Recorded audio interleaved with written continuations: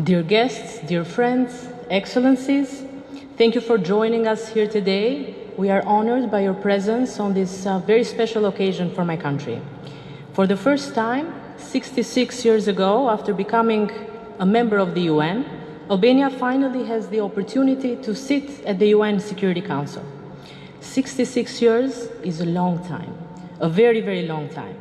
And throughout our preparations, while we were selecting the team that would represent us, while we were discussing the priorities of our work in the Council, and while we were discussing the thousands of details that this mandate entails, we all felt the historical dimension of this.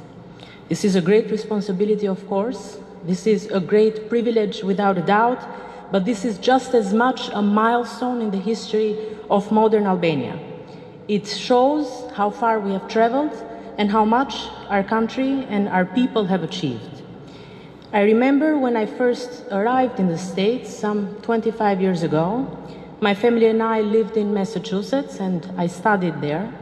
And one of the things that remains with me to this day from those early years after I arrived was the sense of uneasiness that I felt every time I was asked where I came from.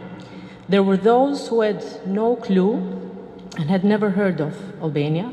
And after all, why would an American kid from Boston know anything about this tiny country somewhere in the Balkans that had just emerged from communism, poor and on the verge of collapse, with hundreds of thousands fleeing their country in search of security and a better life in Europe and wherever they could.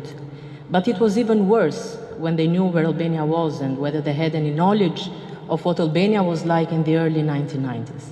Because frankly, there was not much to be proud of. This was not just my experience. This was the experience of thousands of my fellow Albanians who left the ruins of their country during that terrible period of our history. Fast forward, in August of last year, Albania opened its doors to several thousands at-risk Afghans, civil society and women's rights activists, doctors, educators, artists, journalists who had to flee their country in fear for their lives and their families. I met many of them, and they reminded me so much of myself when, to borrow an expression used by the Prime Minister, I was one of the Afghans of Europe fleeing my country in search of a better future elsewhere. And it was precisely this reflection that made me realize just how far Albania has come and just how different a country it is today from the country that I had to leave behind as a kid. We have gone through tyranny, through collapse. We have gone through poverty and conflict. We have seen our region, our brothers and neighbors devastated by war and destruction.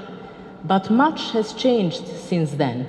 Albania is now a modern democracy with the highest representation of women in government. It is a growing and vibrant economy about to open formal negotiations with the European Union. It is an anchor of stability in the region and a net exporter of security, playing a crucial role in consolidating peace and cooperation in the Western Balkans. Frankly, there is much now to be proud of. And it is with this in mind that I say that being in the Security Council is a milestone in the history of modern Albania, that it shows just how far we have traveled and just how much our country and our people have achieved. And I think that it is this experience, the experience of this transformative process, that I think will be the most significant contribution of my country to the Security Council and to addressing some of the most pressing issues of our time. We may differ in land area or population, we may differ in the size of our economies, but when it comes to principles, to what works and what not, to what is right and what is wrong, size does not matter. We come to the Council with a sense of realism of what small countries can achieve, but we also come to the Council with a sense of optimism that even small countries can make an impact on issues such as women, peace and security, or combating violent extremism, human rights and international law, or climate change and security, or increasing the transparency and efficiency of cooperation between nations in the Security Council. These are all our priorities. But in this effort, we know that we cannot achieve anything by going at it alone. The only way to have an impact on any of these issues that trouble the world today is by working closely together with all like-minded countries, by striving for common ground and what unites us, even when there are many areas on which we do not see eye to eye. We have been overwhelmed over the past year by how many countries have reached out to us with a desire to work together. And that is precisely what we want to do, work together, so that we can create synergies and turn our presence in the Security Council into just one segment of a relay race where a country picks up on those issues where its predecessor left off in the Council and hands over the file or the baton to those that come to the Council after it when one's mandate is over. This is our vision, this is our hope, and we hope that we will have occasion to work together with as many of you as possible for the sake of a better world. So I thank you all for being here today and showing support. We are very grateful for your friendship and partnership.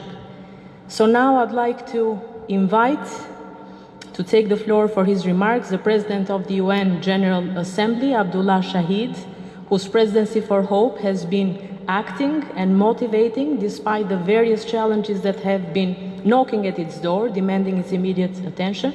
Albania is happy to work with you, and I'd also like to thank you for your important and successful initiative standing for vaccine equity, a welcome call for solidarity worldwide. PGA Shahid, the floor is yours.